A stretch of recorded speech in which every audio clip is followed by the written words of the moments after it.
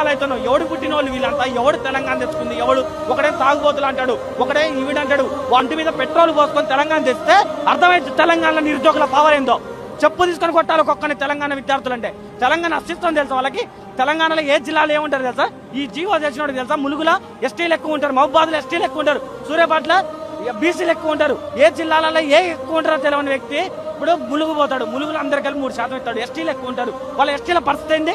సూర్యాపేట బీసీలు ఎక్కువ ఉంటారు, బీసీల పరిస్థితి ఏంది? మా తెలంగాణ ఎట్లుందో నీకు తెలుసా? వాడు తెలంగాణలో పుడితే తెలంగాణ అస్తిత్వం, తెలంగాణ ఏ జిల్లాలో ఎవడు ఏ జనాభా ఉంటారని తెలుస్తుంది. నువ్వు తీసుకొచ్చి 40 లక్షలు ఖర్చు పెట్టి సుప్రీంకోర్టు మెట్లెక్కుతున్నావు.